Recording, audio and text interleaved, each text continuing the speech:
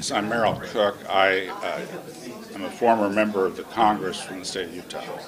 I've been impressed with much of what I've been hearing and listening to over the last day and a half. I thought today was particularly compelling for anyone that's like me, and that's open-minded but skeptical.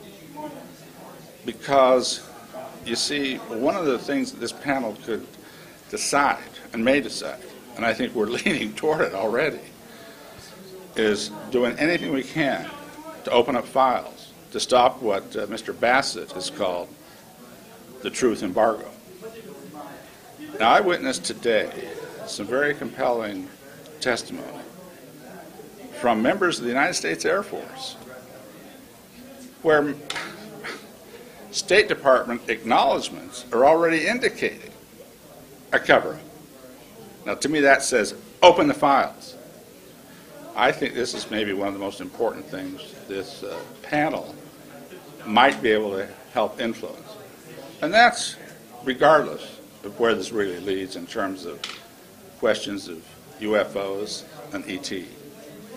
In your time in the Congress, I'm sure you saw a number of bureaucratic red tape things getting delayed, but did you ever see any deliberate things being covered up for the sake of covering up? Well, you know, I can't really say I did. That's why I'm very careful the way I look at this. The word cover-up is used often. I wanted to establish, in my mind at least, that something significant to two members of the United States Air Force was indeed a cover-up. Now, I'm not necessarily saying that everything that they say happened in Rendlesham Forest is a cover-up. What I am saying is some of the key evidence of what happened and the descriptions of radiation, of heart problems resulting therefrom, of a young Army, I don't know what his rank was, he wasn't quite a sergeant at the time. But I think that would add some real credibility to what the sergeant was saying here today about what he saw, what he witnessed, and apparently there were 40 other members of the Air Force that confirmed what he said, but it would be nice to see those records. You know, I don't see how anybody could question their testimony if those medical records, if we can help open those files to those medical records, would confirm as far as what happened in England in December of 1980, which I agree is probably more significant than Roswell in terms of figuring out what UFO and ET is, to get that direction on the likelihood, the possibilities. So in this short time, while it has raised more questions, would you say you've gotten some answers already as far as looking at these issues? Well, I'm impressed with the honesty and integrity of the witnesses I've heard so far.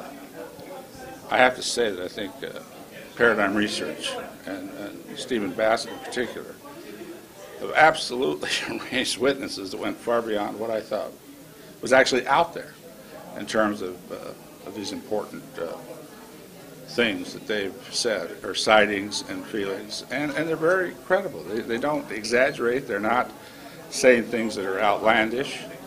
Sometimes I have to say, I've been a talk radio host myself. You can get some outlandish stuff on talk radio, but I've seen none of that here. I've seen some very reasonable, sober discussion of what people have witnessed and what they've experienced and what they've researched. The Veterans Affairs Department, I don't think, has any legal standing to keep the files we were talking about today secret or classified. I would go to the Veterans Affairs Department, and if they didn't open those up pretty quickly, I'd be sitting there in the White House, knocking on that Oval Office and demanding that President Obama or President Clinton, when I was in Congress, open that file, send them a memo. I'm tired of dealing with the Veterans Administration if they're going to continue stonewalling and keeping classified medical records. We're not talking about national security here. We're not talking about protection of important national security secrets. We're talking about medical files of people that have had radiation sickness, had gums turning white, had heart disease. I was really surprised that President Obama has made a statement through his, now, I understand it was a low-level staffer that wrote it and delivered it. But he made a statement. There's been no cover-up of anything related to the whole question of UFOs. So, yeah, and Bill Clinton never made a statement like that. I do feel that I could have gone to President Clinton, even if I was from a different party, and he would have said, hey, I'll go down there with you, Congressman Cook. We'll open that file, because you know something, he did. He had that. But I'm not going to judge Obama yet on that question, but Clinton would have opened the file. If they've had as much trouble, and they've had Senator McCain, Senator Kyle, these other folks, Senator Exxon, working on this, and they haven't done it, it's time to try the President of the United States.